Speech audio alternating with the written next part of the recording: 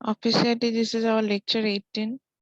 And before starting the class, I just want to disclose your result again. Though I sent you the result yesterday, but some of you didn't see it.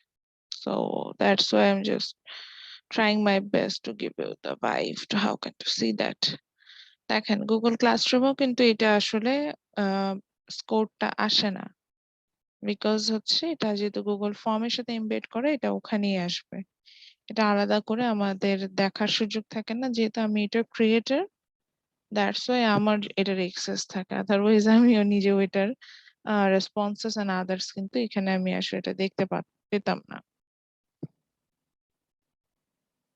So স্কোরটা যদি দেখেন, এখানে দেখেন mail address wise আমি হচ্ছে গিয়ে স্কোরটা দিচ্ছি।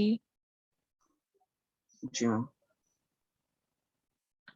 একটু notice করে দেখেন। আচ্ছা, এখানে হচ্ছে দেখবেন যে আমি প্রাইভেট কমেন্ট করেছি। 20 মার্কস এর স্কোরটাই তো আপনারা দেখেন না, তাই না? জি ম্যাম। জি। সো এটাই দেখেন। তো অ্যাসাইনমেন্টের যে 10 মার্কের মার্কসটা ওইটাও আমি দেখতে পারি নাই। এখন আপনারা কেন দেখতে পাচ্ছেন এটা তো আমি বুঝতে পারছি না। আপনি যে মেইল দিয়ে লগইন করেছিলেন সেই মেইলে চেক করে দেখেছেন? জি ম্যাম, দেখেছি সেটা স্প্যাম মেসেজ গুলোতে গিয়েছেন? ম্যাম, সবগুলো দেখছি। ম্যাম আগে 20 মার্কস এরটা দেখি তো নিচে। কিন্তু ম্যাম 20 মার্কসেরটা দেখছি, কিন্তু ওই অ্যাসাইনমেন্টের যে মার্কসটা ওইটাই দেখিনি। আপনি ঠিকমতো ফাইল আপলোড করেছিলেন? জি কে ম্যাম। কথা বলছেন? Ma'am Masud Rana, permanent campus থেকে।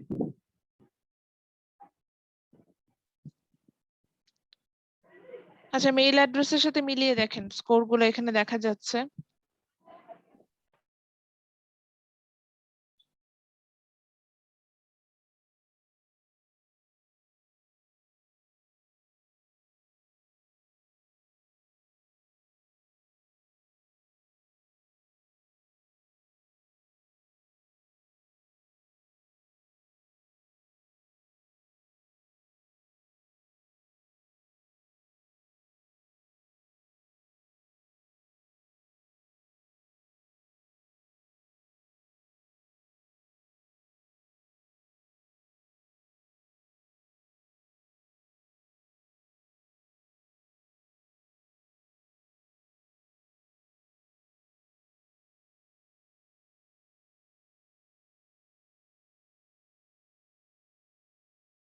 আচ্ছা, এখানে সিরিয়ালটা মেনটেন করা হয় হচ্ছে আপনাদের টাইম অফ সাবমিশনের উপর বেসিস করে।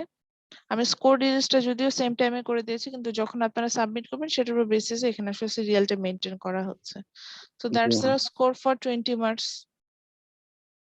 এখন আপনারা তো মানে কেউ কিছুই দেখেন না, কিছুই শোনেন না, কিছুই জানেন না। খুব অদ্ভুত একটা বিষয় যে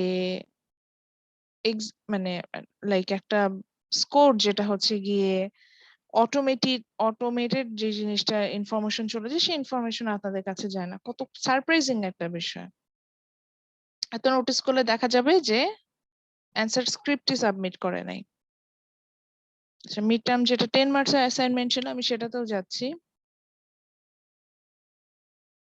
গুগল ফর্মে যদি এটা নোটিস করেন, সেটার হচ্ছে গিয়ে রেজাল্টটা পেয়ে যাবেন।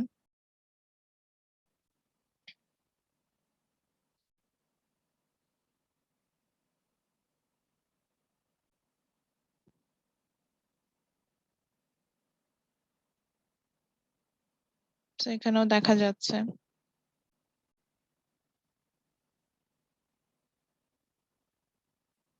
সেম থিং এখানেও হচ্ছে গিয়ে আপনার যখন আপনি সাবমিট করছেন সেটার উপর বেসিসে হচ্ছে এখানে সিরিয়ালটা মেক হয়েছে।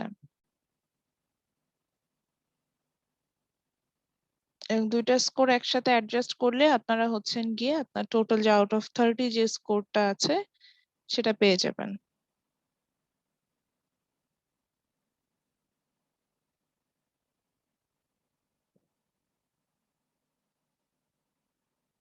এখন যদি বলেন আপনি মেইল অ্যাড্রেস ভুলে গেছেন, তাহলে আমার আসলে কিছু করার নাই।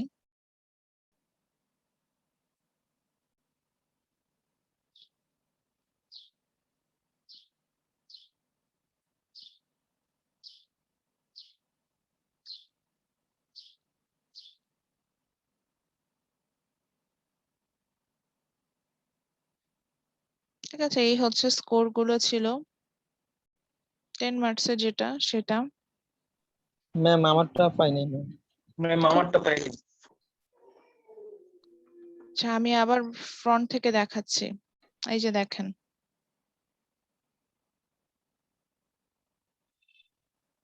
থ্যাংক ইউ ম্যাম, পেয়েছি।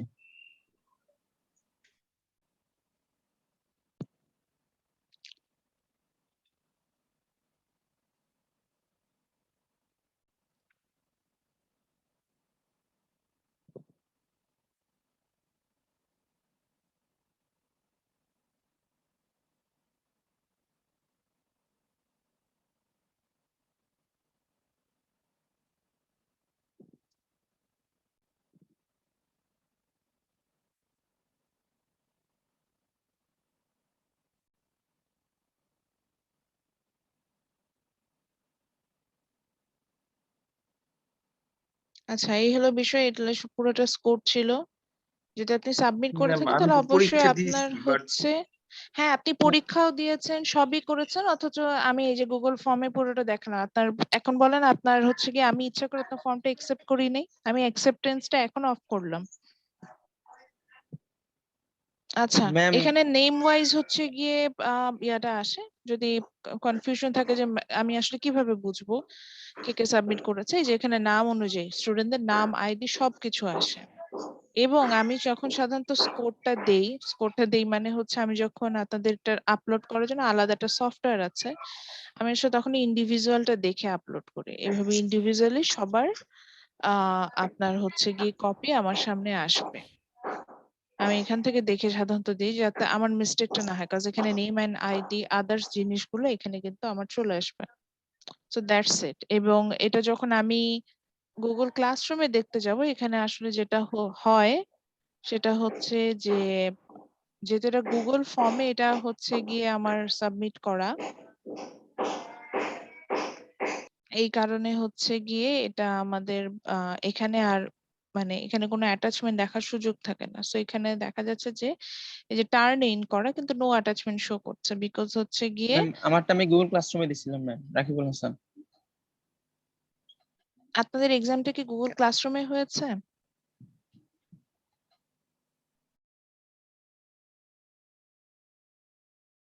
এক্সামটা কি গুগল ক্লাসরুমে ছিল? ইজ ইট মাই ডিউটি যে আমার কোনো স্টুডেন্ট মানে মানে এক্সামই দেয়নি, সে গুগল ক্লাসরুমে কোথায় কি কি সাবমিট করে বসে আছে, আমি সেটা খুঁজে বের করবো?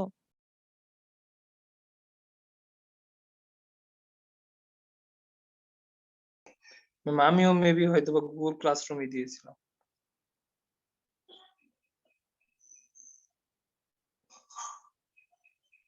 আমি আসলে স্পিচলেস হয়ে গিয়েছি, আমার কিছু বলার নেই। মানে এক্সাম আসলে আপনারা কিভাবে কি দিয়েছেন আমি আসলে কিছুই বুঝতে পারছি না। মানে এখন তাহলে আমার কি করতে হবে? তাহলে আমার এখন করতে হবে কি, যে গুগল ক্লাসরুমেও কে দিলো, আহ কে হচ্ছে গিয়ে অ্যান্সার দিতে পারলো কিনা, মানে এগুলোই তাহলে আমার দেখতে হবে বসে বসে সারাদিন। মানে আদারওয়াইজ যে ফরম্যাটে এক্সাম হচ্ছে, মানে আমি আসলে ঘটনাটাই বুঝতে পারছি না। ফেস টু ফেস যখন এক্সাম হয় সেখানে কোনো সুযোগ থাকে, আপনি বললেন আমি এখন ক্লাসে আসবো না, বা লাইক আপনার 502-এ হচ্ছে কি সিট পড়েছে, আপনি চাইলে অন্য কোনো রুমে বসে এক্সাম দিতে পারেন?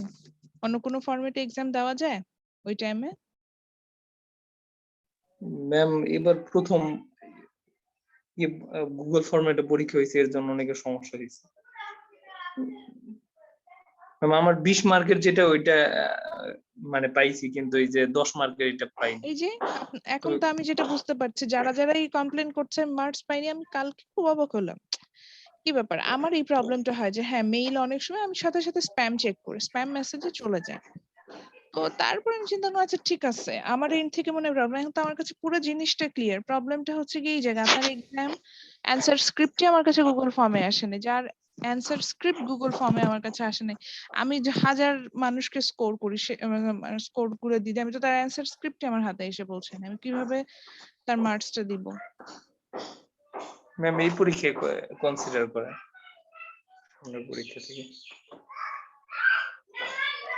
আচ্ছা, আজকে আমাদের টপিকে চলে যাই। আজকে আমাদের যেটা নিয়ে আসলে স্টাডি করার কথা, আমরা হচ্ছে গিয়ে চ্যাপ্টার 11 স্টার্ট করেছিলাম, যেটা আমাদের রেফারেন্স বই ছিল সেখান থেকে, এবং সেখানে হচ্ছে গিয়ে আমরা এই টপিকটার উপরে মেইনলি হচ্ছে গিয়ে আমরা যেটা আমি বলতে চাচ্ছিলাম যে আমরা হচ্ছে গিয়ে এগ্রিগেট ডিমান্ড এন্ড এগ্রিগেট সাপ্লাইয়ের উপরে হচ্ছে স্টার্ট করেছিলাম। আজকে একটু আমি আস্তে কথা বলছি, আমার হচ্ছে গিয়ে আই ডোন্ট নো ওয়াই আমার আজকে হচ্ছে রোজায় ধরেছে না, কয়েকদিন ধরে খারাপ লাগছে, আজকে থেকে হচ্ছে বডি যেটা ডিহাইড্রেট হয়েছে সেরকম হয়েছে। সো আমি চেষ্টা করছি যে যতটা স্মুথলি যাওয়া যায়, ঠিক আছে। সো আমরা এগ্রিগেট ডিমান্ড এন্ড সাপ্লাই চ্যাপ্টারটাতে যাব। আমি একটু শেয়ার করার জন্য একটু দেখিয়ে দেই তারপরেও যে আমরা আমাদের বইয়ের কোন চ্যাপ্টারটা আসলে ফলো করছি, and it's one of the basic chapter in macroeconomics. যেহেতু আমি বলছিলাম লাস্ট ক্লাসে যে আমি কিছু বেসিক জায়গা পেয়েছি যেটা আসলে কমপ্লিট করার জন্য আমাদের এই অংশটা সম্পর্কে জানা খুবই জরুরি, aggregate demand and supply. So that's আমি বাধ্য হয়ে দেখা গেল যে এই চ্যাপ্টারটা আসলে স্টার্ট করেছিলাম, এবং আজকে আমি চেষ্টা করব যে এই চ্যাপ্টারটা আসলে কমপ্লিট করে দিতে। So this is the chapter 10 from our reference book, which is Macroeconomics by Parkin. এবং এটার আমরা প্রথমে হচ্ছে কি এগ্রিগেট সাপ্লাই পোর্শনটা দিয়ে স্টার্ট করব, দেন আমরা এগ্রিগেট ডিমান্ডে চলে যাব। এবং আমি যা যা পড়াচ্ছি পুরোটাই হচ্ছে বইয়ের পোর্শনই, এখান থেকে আমি হচ্ছে গিয়ে স্টাডি করছি, মানে কোনোটা হচ্ছে বেয়ানা, জাস্ট আমি আমার সুবিধার জন্য, যেহেতু এখানে বই থেকে বইয়ের পিডিএফ থেকে বাবা জুম ইন জুম আউট করে এভাবে পড়াতে গেলে একটু ডিফিকাল্টিজ আমরা ফেস করি। তো সেই কারণে হচ্ছে আমার একটা স্লাইড মেক করা আছে, সেই স্লাইডটা আমি এখন হচ্ছে কি শেয়ার করছি।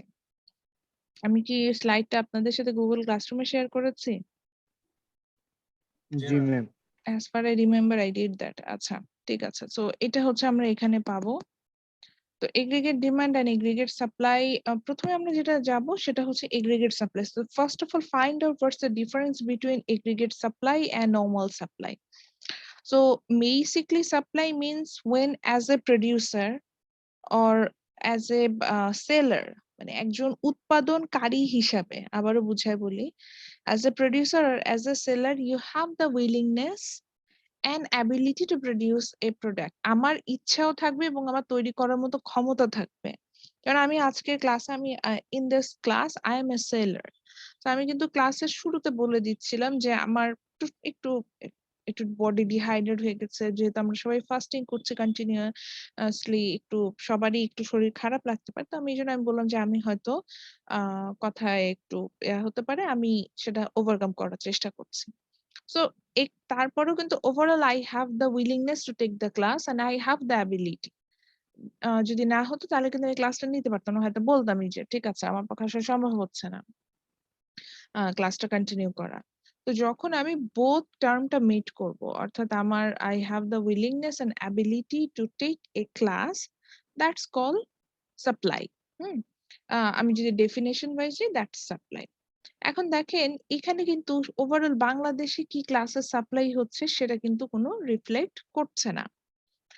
এখানে শুধু আমি ক্লাস নিতে পারছি কি পারছি না আমার কথা বললাম, কিন্তু বাংলাদেশে কিন্তু এই টাইমে অনলাইন এখন শুধু যে আমার একা ক্লাস হচ্ছে তা না। যেমন গ্রিন ইউনিভার্সিটিতে ক্লাস হচ্ছে, অনেক প্রাইভেট ইউনিভার্সিটি গুলাতে ক্লাস হচ্ছে, অনেক স্কুলে ক্লাস হচ্ছে, কলেজে ক্লাস হচ্ছে। পাবলিক ইউনিভার্সিটি গুলোতে আদৌ কোনো ক্লাস হয় কিনা I don't know, because as far I know they don't attend the classes or there is nothing going on. So আমি এই জন্য ওদের এক্সাম্পল দিলাম না। So এই যে দেখেন আমি জাস্ট ক্লাস নেওয়ার কথা বললাম, and I am talking about overall scenario of Bangladesh in this time like this 11 a.m. lots of online classes going on in Bangladesh. So if I want to count out how many online classes are going on this time, I can count whole those things. So this situation is called aggregate thing. That means aggregate supply. So যখন আমি overall supply করব, এরকম একটা বিষয় আমার মধ্যে আসবে যে ওভারঅল সাপ্লাই বলতে আবারও বুঝেছি কি যে ওভারঅল একটা আমার সাপ্লাই যখন চলে আসবে, আমি মানে পুরো একটা দেশের ওই স্পেসিফিক প্রোডাক্টের পুরো সাপ্লাইটা কি, এই ধরনের বিষয়টাকে যখন আমি ফাইন্ড আউট করার চেষ্টা করবো, তখন আমরা যে টার্মটা ইউজ করি সেটাকে আমরা বলে থাকি হচ্ছে গিয়ে এগ্রিগেট। টোটাল টার্মটা যখন আমরা বের করতে যাই তখন হচ্ছে গিয়ে আমরা কিন্তু এটাকে এগ্রিগেট এই টার্মটা এখানে নিয়ে আসি। এখন এখানে যেটা হচ্ছে যে আমি যখন এগ্রিগেট টার্মটাকে নিয়ে আসছি, এখানে আপনার একটা কনফিউশন আসতে পারে যে রিয়েল জিডিপি নিয়ে কথা বলেছে, কেন আমার এখানে রিয়েল জিডিপিটা আসলো? আমি যখন টোটাল টার্ম নিয়ে কথা বলছি তখন অবভিয়াসলি ইট উইল এফেক্ট, মানে আমি তো আমার ইন্ডিভিজুয়াল অ্যাক্টিভিটিস নিয়ে কথা বলছি না, আমি আমার টোটাল টার্মটা নিয়ে কথা বলছি। তো সেখানে কিন্তু অবশ্যই রিয়েল জিডিপি অর্থাৎ যে অরিজিনালি যে জিডিপিটা আসার কথা সেটা কিন্তু এটা এফেক্ট ফেলবে।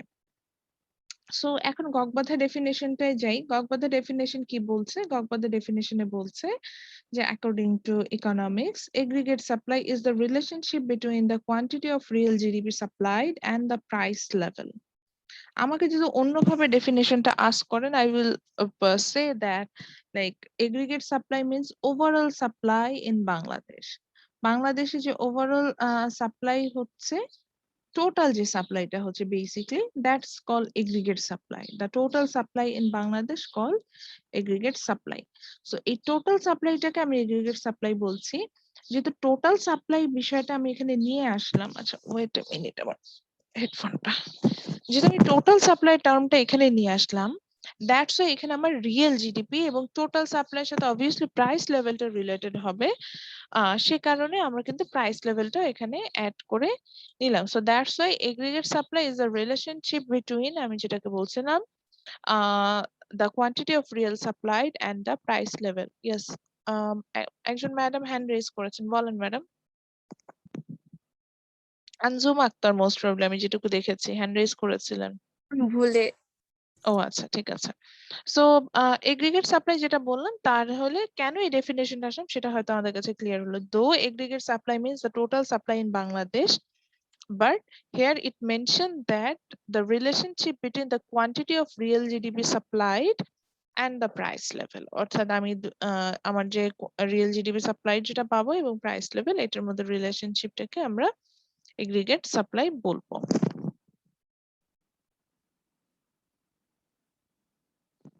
এরপরে আমরা যেটাতে যাব, এগ্রিগেট সাপ্লাই আমরা যখন যাচ্ছি, এগ্রিগেট সাপ্লাইটা আসলে দুই ধরনের হবে, একটা হচ্ছে লং রান এগ্রিগেট সাপ্লাই পাবো আর একটা হচ্ছে শর্ট রান এগ্রিগেট সাপ্লাই পাবো। তো ফার্স্ট অফ অল আমাকে আসলে বুঝতে হবে যে লং রান আর শর্ট রান আসলে বিষয়টা কি, এটা আমাদের বুঝে আসাটা খুবই জরুরি। তারপরে আমরা আসলে আমরা লং রান এগ্রিগেট সাপ্লাই এবং short run aggregate supply specifically পড়বো। একটু দেখিয়ে দিচ্ছি যে দুটোই আমরা ডেফিনেশন যাব, লং রানেও যাব, শর্ট রানেও যাব। তুমি ছবিটাতে গেলাম। এখন আমাদের মনে আছে দেয়ার আর 3 ফ্যাক্টরস অফ প্রোডাকশন। একটু যদি একটু অ্যালাউ করেন আমাকে টাইম, আমি এখানে লিখছি। একটা ছিল হচ্ছে ল্যান্ড, দেন ছিল হচ্ছে লেবার, দেন হচ্ছে ক্যাপিটাল। তো লেবার, ল্যান্ডটাকে আমি হচ্ছে এখানে লেস ইম্পর্টেন্ট থিং হিসেবে ধরলাম, ল্যান্ডটাকে লেস ইম্পর্টেন্ট থিং হিসেবে ধরে বাকি যে দুটো আছে লেবার এবং ক্যাপিটাল, সেই দুটোকে আমি হচ্ছে গিয়ে এখানে ইম্পর্টেন্ট একটা ফ্যাক্টর হিসেবে নিয়ে আসলাম। তো শর্ট রান বলতে যদিও আমাদের কাছে মনে হচ্ছে শর্ট টাইম এরকম একটা হয়তো মেনশন করছে, তো এখানে আসলে ওনারা যেটা মেনশন করছে সেটাতে আসি। এখানে ওনারা যেটা মেনশন করছে যে শর্ট রান নিয়ে, ম্যাম লো ভয়েস হয়ে গেছে, শোনা যাচ্ছে। হ্যাঁ বুঝতে পারছি, আমার হেডফোন সরে যাচ্ছে বারবার। সো শর্ট রান বলতে এখানে আসলে যেটা বোঝাচ্ছে সেটা হচ্ছে, যদি ভয়েস ক্লিয়ার না হয় আমাকে একটু জানাবেন, অনেক সময় বোঝা যায় না। আচ্ছা, সো শর্ট রান বলতে এখানে ওরা যেটাকে বোঝাচ্ছে সেটা হচ্ছে যে ইন দিস সেক্টর আমার যে এই যে দুটো যে ফ্যাক্টরস অফ প্রোডাকশন আছে, আমি ল্যান্ডটাকে এখানে হচ্ছে গিয়ে ইম্পর্টেন্স দিচ্ছি না, যেহেতু ল্যান্ডটা ফিক্স থাকে। কারণ দেখেন ল্যান্ড কি, যেটা হচ্ছে যে ন্যাচারাল রিসোর্সেস, যেটার উপরে আমি হচ্ছে গিয়ে আমার আমি যে ন্যাচারাল রিসোর্সের প্রোডাকশনের জন্য ইউজ করবো, তো সেটা নর্মালি হচ্ছে কি কনস্ট্যান্টই থাকে, দেখা যায় যে ওটার মধ্যে তেমন একটা কোনো চেঞ্জেস আসে না। সো ল্যান্ডটাকে আমি এখানে কনস্ট্যান্ট ধরে নিচ্ছি। সো লেবার আর ক্যাপিটাল, তাহলে বাকি দুটো হচ্ছে কি আমার যেটা ভ্যারি করে। সো শর্ট রান হচ্ছে সেই টাইম পিরিয়ড যেখানে যে দেখা যাবে যে এই লেবারটা ভ্যারি করবে, অর্থাৎ আমি আমার হাইয়েস্ট প্রোডাকশনের জন্য বা হাইয়েস্ট প্রফিট মেক করার জন্য I will use that amount of labor. That means the labor will vary here, but the capital will be same. And in short run, the main target for the producer is to make maximum profit. অর্থাৎ short রানে আমরা এমনই একটা জায়গা দেখবো যেখানে আমি I want to make the maximum profit. So for that purpose, আমার ইনভেস্টমেন্ট আমি একবারই করবো, অর্থাৎ ক্যাপিটাল ইনভেস্টমেন্টটা আমার সেম থাকবে। ক্যাপিটালটাকে আমি সেম রেখে আমার যে লেবার যেটা আছে এই লেবারটাকে আমি ভ্যারি করব। অর্থাৎ আমি যদি এই হাইয়েস্ট প্রফিটটা মেক করার জন্য লাইক আমার কাছে যদি মনে হয় যে আমার 100 labours enough for me, so I will use 100 labours. যদি আমার মনে হয় যে no, I need 10 labours to make this amount of profit, then I will use 10 labour. So এইভাবে বিষয়গুলো কিন্তু আমার এখানে কাজ করবে। তো তাহলে শর্ট রানে কি হবে? শর্ট রানে হচ্ছে কি লেবারটা ভ্যারি করে কিন্তু ক্যাপিটালটা কনস্ট্যান্ট থাকে। And in short run our main target is to make maximum profit. Long run means নামে বলে দিচ্ছে long run, and the main target in long run is to survive in the market. আবারও বলি, এখানে কিন্তু আমার মার্কেটে ম্যাক্সিমাম প্রফিট মেক করাটা টার্গেট থাকে না, আমার এখানে টার্গেট থাকে যেই হয় I have to survive in this kind of market. এরকম রিজনিংটা হচ্ছে গিয়ে দেখা যায় যে আমি যে মার্কেটে বিলং করছি সে মার্কেটে আমি অনেক বড় একটা ইনভেস্টমেন্ট করে ফেলি। তো এই ইনভেস্টমেন্টটা করে ফেলার কারণে আমি যদি এরকম ভাবে সার্ভাইভ করে যেতে পারি কোনো একটা ভাবে, তাহলে দেখা যাবে যে আমি একটা নর্মাল প্রফিট মেক করতে থাকবো। সো আমার আসলে মার্কেট আউট হওয়ার কোনো পসিবিলিটি থাকে না। তো এই ধরনের সিচুয়েশনটাকে আমরা বলে থাকি হচ্ছে long run. And in long run both labour and capital varies. অর্থাৎ আমি এখানে কোনোটাই কনস্ট্যান্ট হিসেবে ধরবো না, আমার লেবারটাও যেমন ভ্যারি করবে আমার ক্যাপিটালটাও এখানে ভ্যারি করবে, দুইটারই পরিবর্তন হতে থাকবে।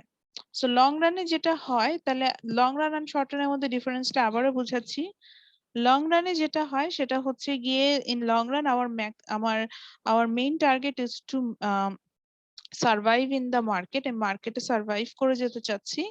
and in short run our main target is to make maximum profit, and in short run our main target is to make maximum profit. For that purposes we took the capital as a constant factor. That means we invest there only once and make the maximum profit.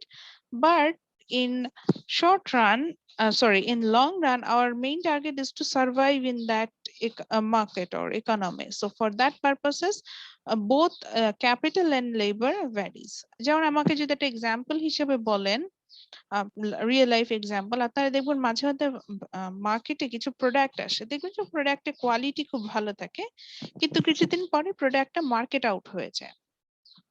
এরকম একটা situation আমরা মাঝে মধ্যেই দেখি। যেমন আমার মনে আছে এখন একটা চিপসের নাম মনে পড়ছে, চিপসটার নাম ছিল এরকম ডিং ডং চিপস।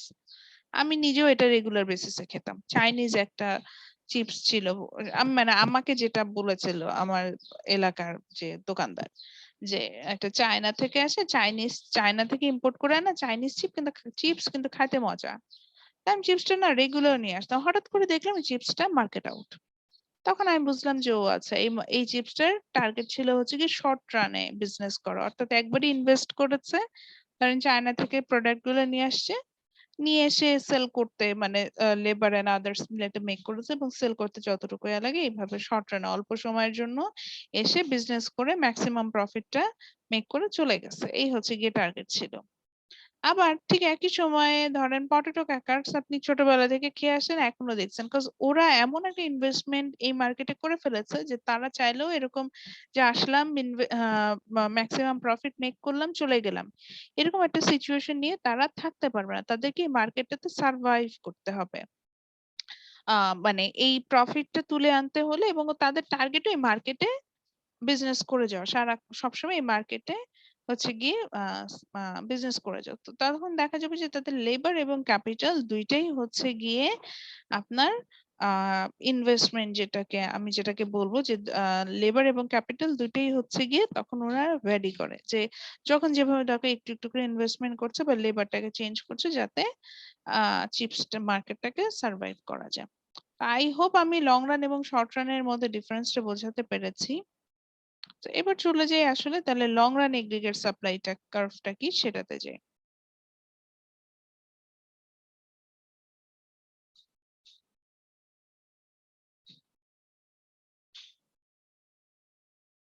সো এখানে কি বলছে, একই কথাই বলছে, long run aggregate supply is the relationship between the quantity of real GDP supplied and the price level.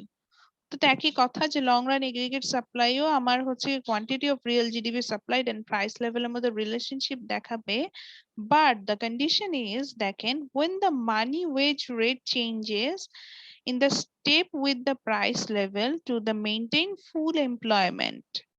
দেখেন এখানে কিন্তু একটা কন্ডিশন চলে আসলো যে yes, long run aggregate supply একই জিনিস, যে it will show the relationship between real GDP and the price level, but the condition is এখানে যখনই real GDP এর কথা বলছি, price level এর কথা বলছি, যেহেতু supply, which means it's related with the factors of production, land, labor, capital. So labor এর সাথে related হচ্ছে গিয়ে আমার wage rate, মানি ওয়েজ রেট স্পেশালি, বা এটাকে আরো ভাব যদি বলে নমিনাল এন্ড রিয়েল যে ওয়েজ রেট যেটা থাকে সেটা। সো এই কন্ডিশনটা কি বলো যে ইট উইল মানে এটা স্টেপ আউট করবে কিসের সাথে, যে এই যে মানি ওয়েজ রেটে যে চেঞ্জেস আছে যেটার সাথে এইটার স্টেপের সাথে আমরা হচ্ছে গিয়ে এখানে মেইনটেইন করব, এবং we will maintain the full employment level, অর্থাৎ লং রানে, অর্থাৎ এই যে সময় আমার কিনা লেবার বা ক্যাপিটাল দুইটাই ভ্যারি করে, দুটাকে আমরা চেঞ্জ করে হচ্ছে গিয়ে আমার ম্যাক্সিমাম প্রফিট না, আমি মার্কেটে সার্ভাইভাল একটা সিচুয়েশনে থাকবো। সো সেই সময় হচ্ছে গিয়ে আমাদের কিন্তু প্রত্যেকটা ফ্যাক্টরের ক্ষেত্রে আমার টার্গেট থাকবে to reach the full employment level, অর্থাৎ মার্কেটে যে পটেনশিয়াল যে লেবার আছেন তাদের কিন্তু তারা যাতে ফুল এমপ্লয়মেন্ট লেভেলে পৌঁছাতে পারে সেটা কিন্তু এখানে টার্গেট থাকবে। আচ্ছা, এবার আসি যে ফুল এমপ্লয়মেন্ট লেভেল বলতে আসলে কি বোঝায়। ফুল এমপ্লয়মেন্ট লেভেল বলতে বোঝাচ্ছে it's a situation where the available labour in that market are being used, and actually I can say that they are being used in the most efficient way, most economically efficient way. অর্থাৎ এখানে আমার মার্কেটে যে available labour থাকে, আর আমরা unemployment নিয়ে পড়ে আসছি এবং আপনাদের একটা কোশ্চেন আমার যেখানে ছিল যে টাইপস অফ আনএমপ্লয়মেন্ট, আমরা সেখানে দেখেছিলাম যে ফ্রিকশনাল আনএমপ্লয়মেন্টটাকে যদি আমি কনসিডার করি তাহলে মার্কেটে দেখা যায় যে সবসময় মার্কেটে কিছু লেবার ইন অ্যান্ড আউট এরকম একটা সিচুয়েশন থাকে। সো সেটাকে নিয়েই আমার মার্কেটে যে অ্যাভেলেবল লেবার থাকবে, অর্থাৎ যারা এমপ্লয়েড আছে তাদেরকে আমরা যখন ফুললি এফিশিয়েন্টলি ইউজ করব, অর্থাৎ তাদেরকে যে সেক্টরে স্কিল এভাবে ইউজ করব, সেই সিচুয়েশনটাকে আমরা বলছি হচ্ছে কি ফুল এমপ্লয়মেন্ট লেভেল। এবং আমরা লং রান এগ্রিগেট সাপ্লাইটাকে এটাই বলছি যে এটা it will show you the relationship between real GDP supplied and price level. Okay, it's okay, but the condition is it will show you the relationship between real GDP supplied and price level in that way so that we can maintain the full employment level. আমি কি বুঝাতে পারছি বিষয়টা? আমরা যাতে ফুল employment লেভেলটা maintain করি, ওই যে একই জিনিস মানে লং রানে যে কন্ডিশন যেটা ছিল অনেকটা সেটার মতনই, যে লং রানে কিন্তু আমাদের ম্যাক্সিমাম প্রফিট মেক করাটা কন্ডিশন থাকে না, আমার লং রানে কন্ডিশন থাকে two survive in the economy, মানে ইকোনমিটা যাতে একটা স্টেবল পজিশনে থাকে, এটাই হচ্ছে আমার এখানে টার্গেট থাকে। তো স্টেবল পজিশনে রাখার জন্য আমি যেটা করতে পারি সেটা হচ্ছে গিয়ে যে আমি আমি মার্কেটে যদি স্টেবল থাকি, তোমার মার্কেটে স্টেবল থাকলে আমার ইকোনমিটাও স্টেবল থাকবে। সো আমি আমার যে লেবার যারা আছেন, যেহেতু আমি দুটোই ভ্যারি করতে পারবো লেবার এবং ক্যাপিটাল, তাদেরকে আমি খুব এফিশিয়েন্ট ওয়েতে ইউজ করব। এবং এই যে এখানে কিন্তু ফ্রিকশনাল আনএমপ্লয়মেন্ট নিয়ে কথা বলেছে।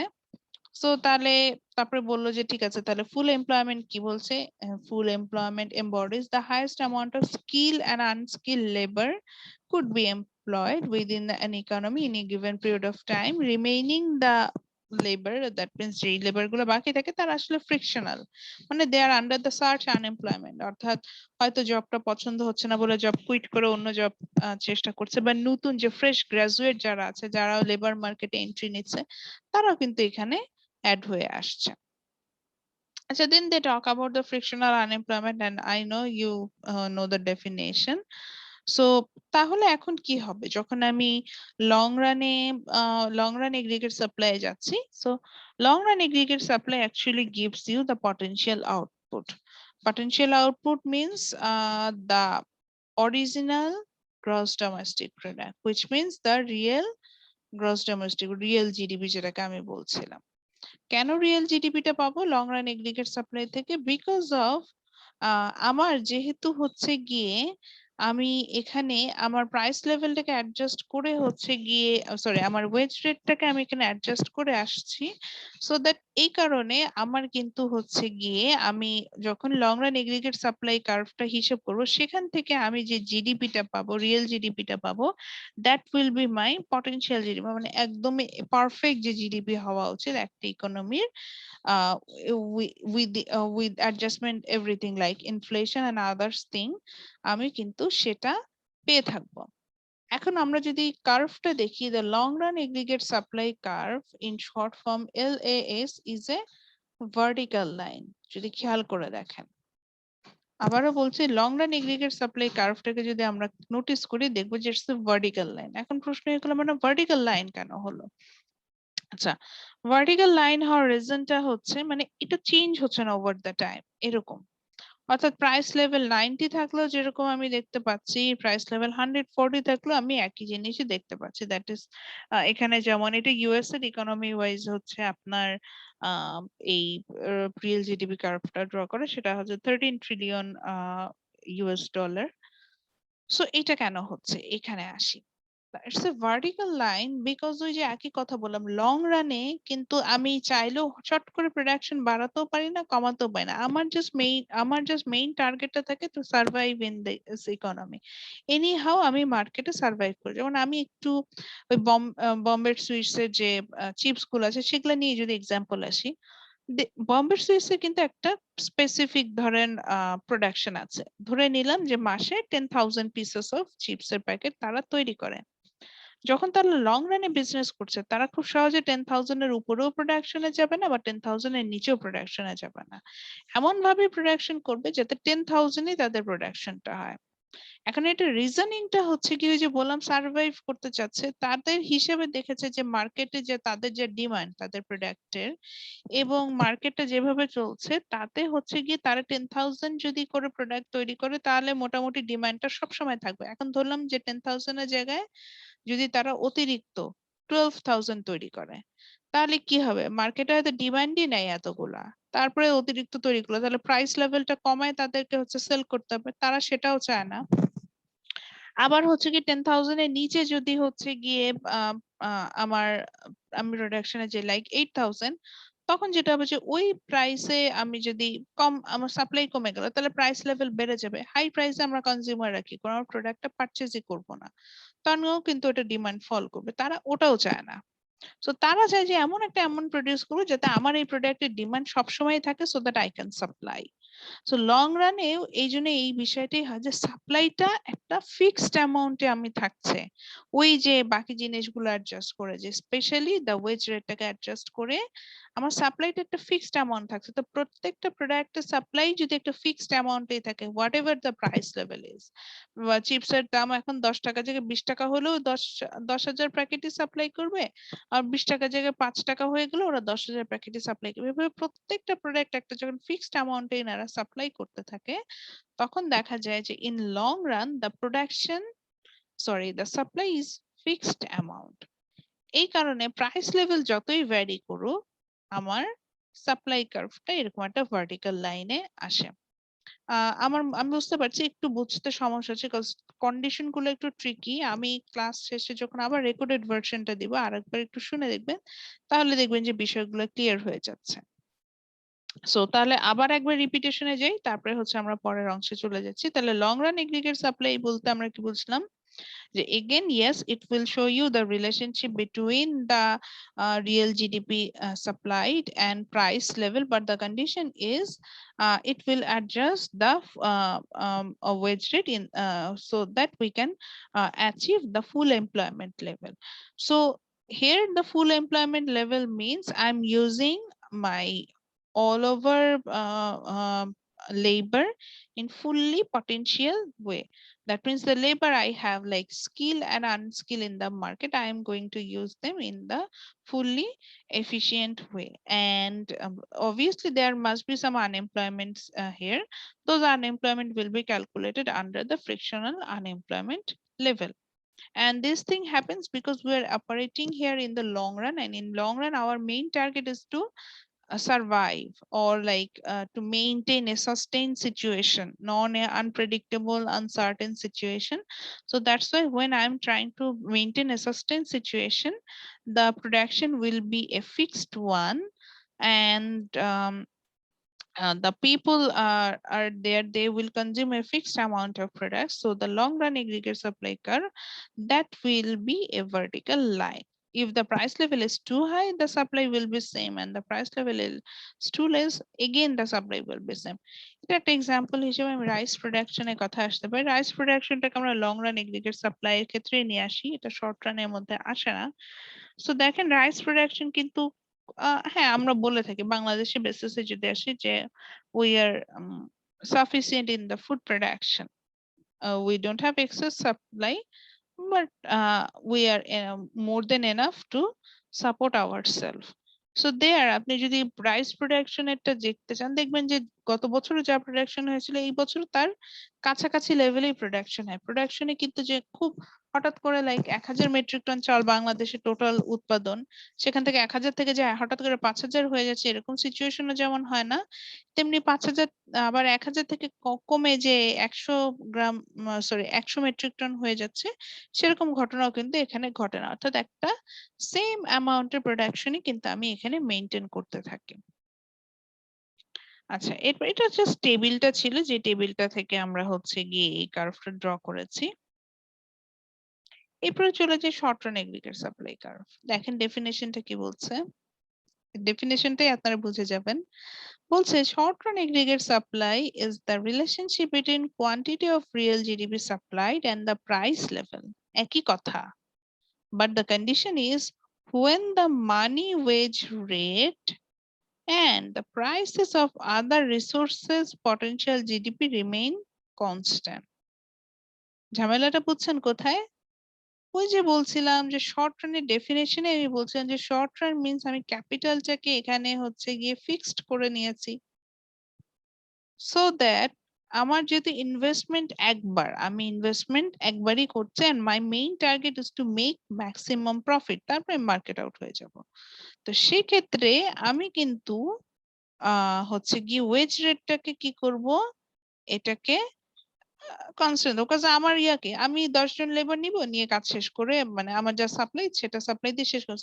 আমি তো বারবার করে লেবার নিব না, বা আমি বারবার করে হচ্ছে গিয়ে এখানে ইনভেস্টমেন্টও যাব না। সো লেবার সাপ্লাই আমার যতটুকু দরকার ছিল ততটুকুই নিব। সো ওয়েজ রেট যা ছিল ফিক্সড আমি একটা করে নিব, সেই ওয়েজ কাজ হবে। সো এই জন্যই শর্ট রান এগ্রিগেট সাপ্লাই যখন আমরা ক্যালকুলেশন করছি, yes again it will show you the relationship between real GDP and price level, but the difference is here the wage rate and prices will be constant. আচ্ছা, so এইটা দেখার জন্য আমরা যদি কার্ভটা দেখে থাকি তাহলে দেখতে পারবো yes just like the supply কার্ভের কথা যদি আপনাদের মনে থাকে, we studied about that on macro on our micro economics part, demand supply portion. So সেখানে আমরা দেখেছিলাম যে the supply curve is the upward sloping curve, supply কার্ভটা আপওয়ার্ড স্লোপিং হয় এন্ড ডিমান্ড কার্ভটা ডাউনওয়ার্ড স্লোপিং হয়। মানে সাপ্লাই কার্ভটা এরকম উপরের দিকে যায় এরকম দেখতে পাবো, ডিমান্ড কার্ভটা নিচের দিকে আসবে এরকম একটা দেখতে পাবো। আমরা যদি এগ্রিগেট ডিমান্ড পড়বো সেখানে আমরা ডাউনওয়ার্ড স্লোপিং ডিমান্ড কার্ভও পাবো। সো সাপ্লাই কার্ভটা হচ্ছে এরকম আপওয়ার্ড স্লোপিং একটা কার্ভ আমরা পেয়ে থাকি। এবং মজার ব্যাপার হচ্ছে শর্ট রানে আমরা এই এগ্রিগেট সাপ্লাই কার্ভটা আমরা এরকম আপওয়ার্ড স্লোপিং এ পাবো। আমি আপনাদের আজকে ফিগারটা আঁকতেও বললাম না বা কিছু করতে বললাম না, তার মানে এই না যে আপনারা এটা আঁকবেন না, এটা বাসায় এঁকে ফেলবেন। এটা আমি আঁকতে বললাম না বিকজ আমরা যখন ডিমান্ড পুল ইনফ্লেশন নিয়ে কাজ করেছিলাম তখন ওখানে এগ্রিগেট সাপ্লাই বা এগ্রিগেট ডিমান্ডের এই কার্ভটা আপনারা এঁকেছেন। মোটামুটি আমি কিছু স্টুডেন্টের কপিতে পেয়েছি যারা খুব পারফেক্টলি এঁকেছেন, সো সেম জিনিসটাই ওখানে যদি খেয়াল করে দেখেন ডিমান্ড পুল ইনফ্লেশনে আমরা যেই কার্ভটা এঁকেছিলাম সেখানে কিন্তু এক্স এক্সিসে আমার হচ্ছে গিয়ে রিয়েল জিডিপি ছিল, ওয়াই এক্সিসে প্রাইস লেভেলটাই দেওয়া ছিল। সো ওখানে আসলে রিয়েল এগ্রিগেট ডিমান্ড এবং সাপ্লাইয়ের মধ্যে রিলেশনশিপটা দেখিয়ে কিন্তু আমরা ডিমান্ড পুল ইনফ্লেশনে গিয়েছিলাম।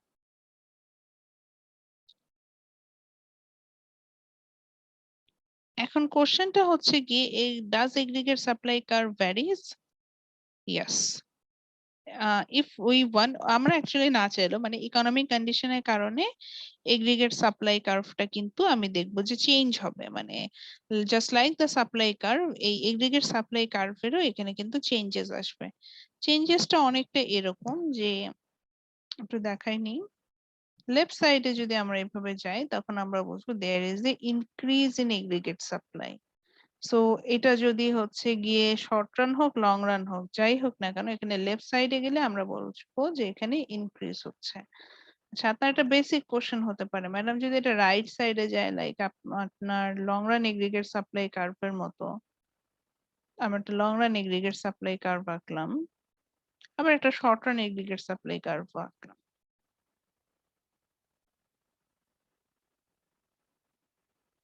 এখন আপনার প্রশ্ন হলো যে ম্যাডাম যদি কোনো কারণে এই এগ্রিগেট সাপ্লাই কার্ভটা লেফট সাইডে যায়, আমি এটাকে পিঙ্ক কালারের অ্যারো দিয়ে দেখাচ্ছি, তো সেটা লং রানই হোক আর সেটা শর্ট রানই হোক, সেটা যদি লেফট সাইডে মুভ করে, বাম দিকে যদি মুভ করে, তখন আমি বুঝবো যে সেখানে কিন্তু ডিক্রিজ হচ্ছে।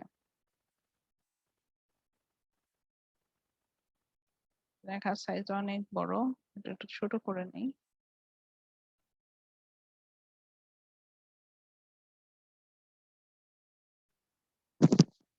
ওখানে কিন্তু ডিক্রিজ হচ্ছে, অর্থাৎ লেফট সাইডে গেলে আমরা বুঝবো যে এটা whatever it is, it's long run and short run aggregate supply curve, but when we move to the left side, it means there is a decrease in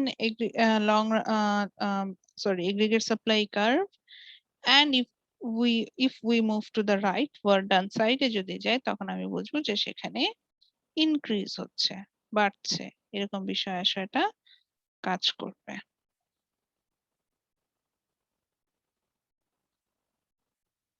আচ্ছা, এখন কথা হচ্ছে গিয়ে ম্যাডাম ইনক্রিজ ডিক্রিজ করবে বুঝলাম, ঠিক আছে, যে aggregate supply curve obviously change হতে পারে এবং চেঞ্জেস মিন্স এটা long run short run both ফর্মেই হবে, অর্থাৎ আমি লং রানেও চাইলে সেখানে চেঞ্জ আনতে পারবো, শর্ট রানেও চাইলে সেখানে আমি চেঞ্জেস আনতে পারবো। So what are the reason behind it, আমাকে রিজন গুলো বলে।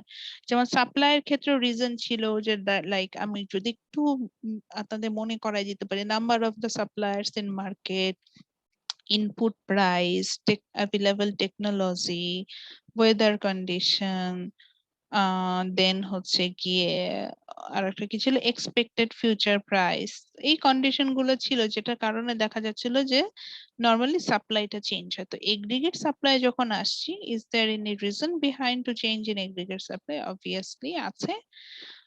রিজন গুলো নিয়ে আমরা এখন স্টাডি করবো। রিজন গুলো হচ্ছে গিয়ে আমরা প্রথম যে রিজনটা আমরা দেখবো সেটা হচ্ছে চেঞ্জেস ইন পটেনশিয়াল জিডিপি।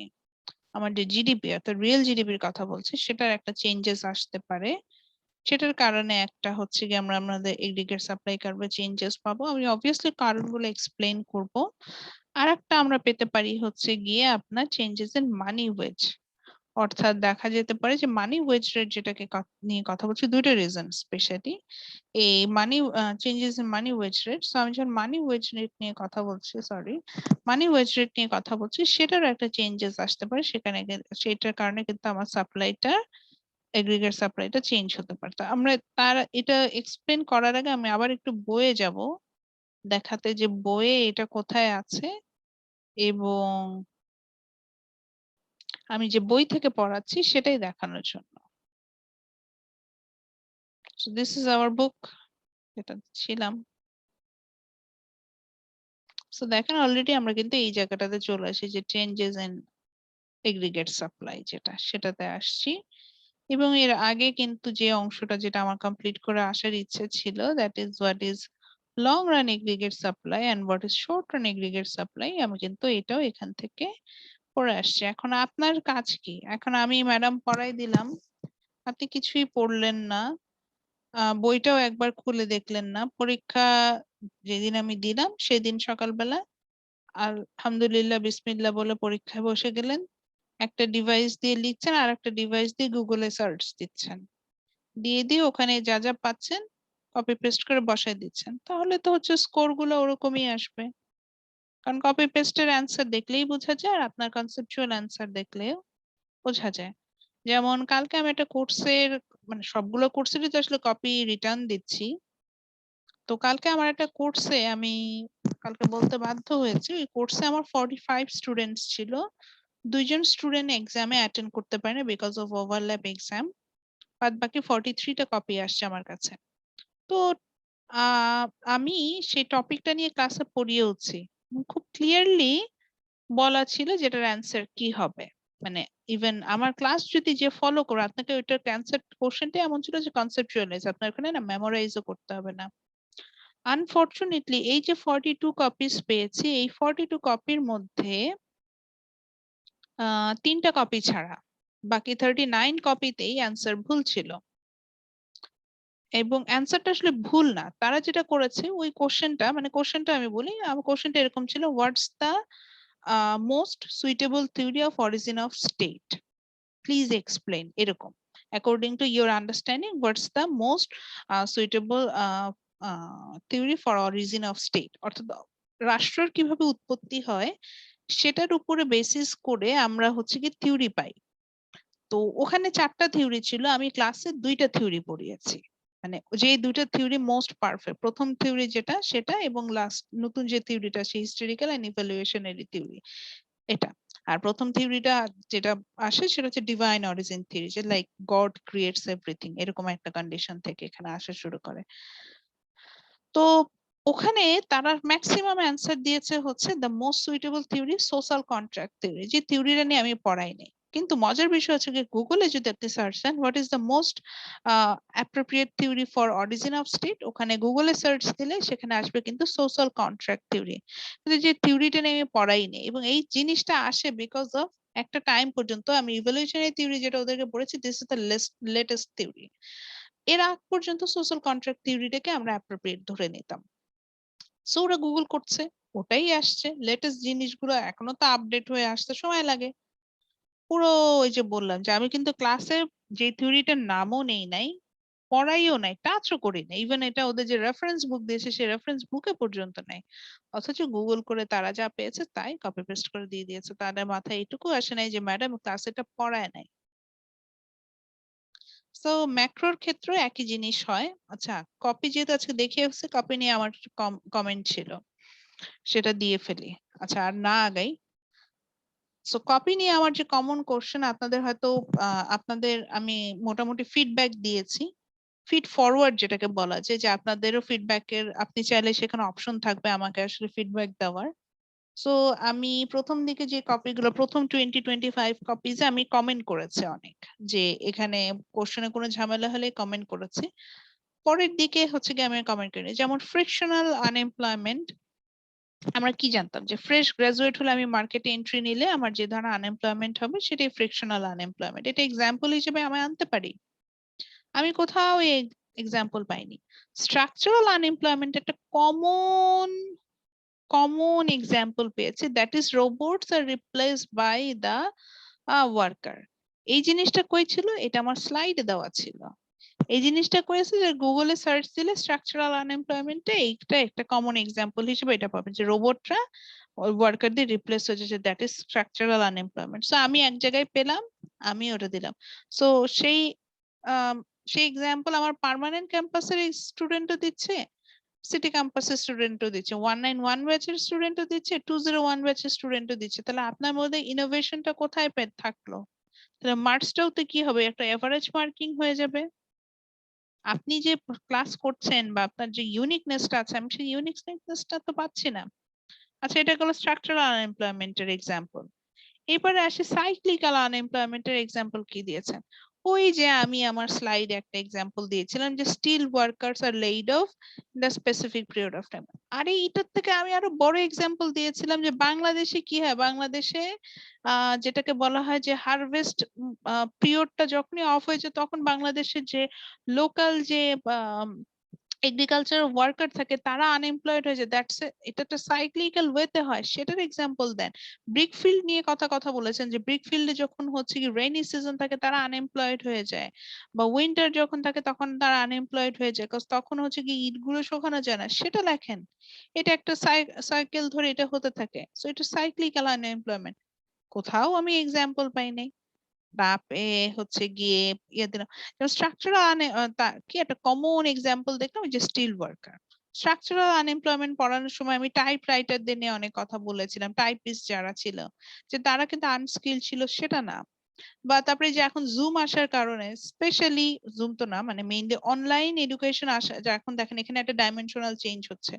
আমরা যেটা টিচার, টু বি অনেস্ট, যেই টিচাররা এখন অনলাইনে স্কিলড হবে না, ইভেন দ্য স্টুডেন্টস যারা স্কিলড হবে না, যারা এই লার্নিং ম্যানেজমেন্ট সিস্টেম গুলোকে ভালোভাবে ইউজ করতে পারবে না, দে উইল কিকড আউট।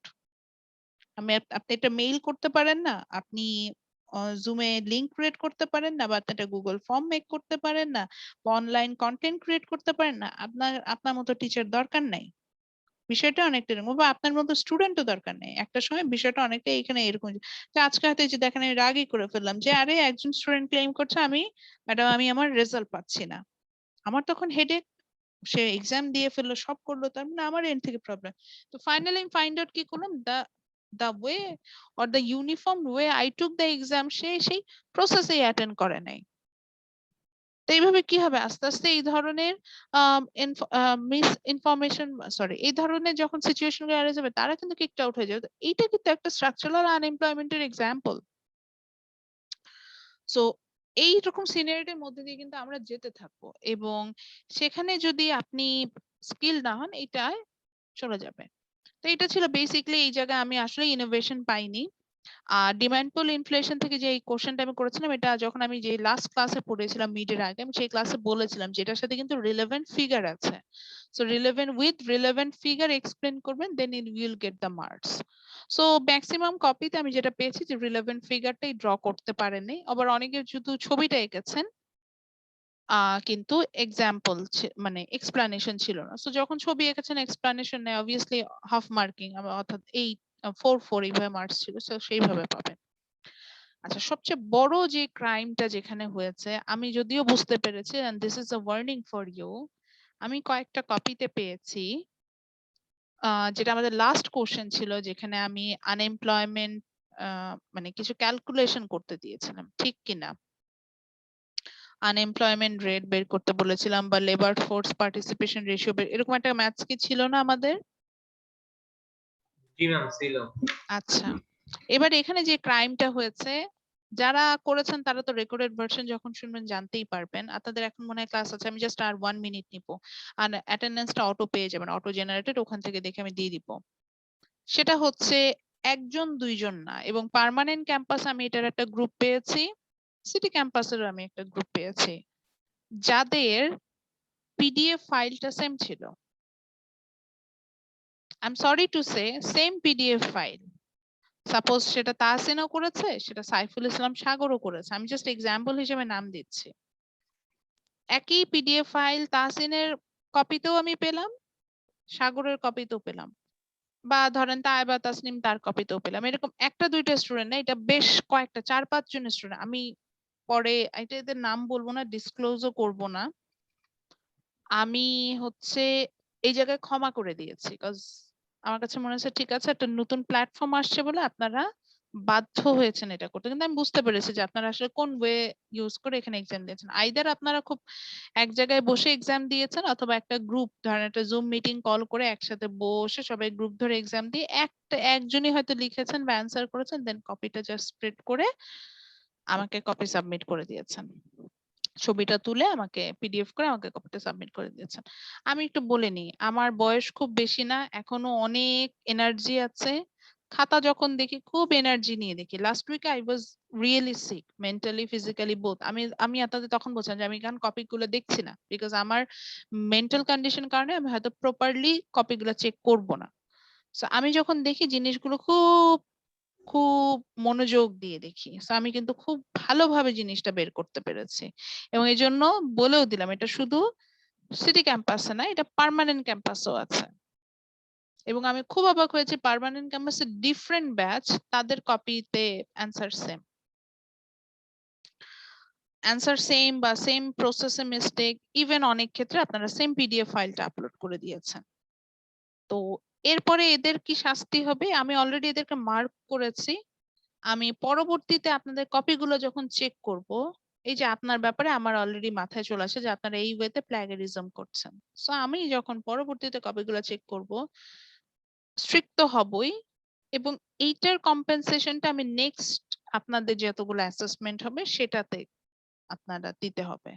তো সেখানে যদি আর একবার আপনি সেম মিস্টেকটা করেন, সেম আনফেয়ার মিনসে যান, সেক্ষেত্রে আমি আর তখন দেখবো না যে আপনি অ্যান্সার করেছেন কি করেন নাই, একদম আউট অফ 10 বা আউট অফ 20 যেই মার্কিংই থাকুক না কেন একদম টোটালটাই 0 দিব। এবং আমি যদি আমার কোনো অ্যাসেসমেন্টে আপনাকে 0 দিয়ে দিই, এখানে আপনার কিছু করার নাই। আচ্ছা, একজন হ্যান্ড রেজ করেছেন, বলেন স্যার। ম্যাম ক্লাসে স্লিপ নিব? হ্যাঁ হ্যাঁ, আচ্ছা ঠিক আছে, আমি ক্লাসটা তাহলে ছেড়ে দিই, আপনাদের যেহেতু আরেকটা ক্লাস আছে। তো এই কাজটা আর করেন না, আমি নিশ্চয়ই বুঝাতে পেরেছি যে আপনারা কি কাজটা করেছেন। তো এই জিনিসটা করেন না, এটা করলে এটার আউটপুটটা আসলে ভালো না, মানে এটার ফিডব্যাকটা তো ভালো না, কারণ আমি তো আর আপনাদের একটা কোর্সে পাবো না, আরো অনেকগুলো কোর্স, আপনার সম্পর্কে আমার একটা খারাপ ধারণা হয়ে যাবে। তো জিনিসগুলো ভালো হবে না। আচ্ছা ঠিক আছে, আমি ক্লাস থেকে তাহলে আপনারা লিভ নেন। ওকে, ইনশাল্লাহ নেক্সট ক্লাসে দেখা হবে, আর রেকর্ডেড ভার্সনটা দিয়ে দিব। আসসালামু আলাইকুম। ওয়ালাইকুম আসসালাম। আসসালামু আলাইকুম। ওয়ালাইকুম আসসালাম।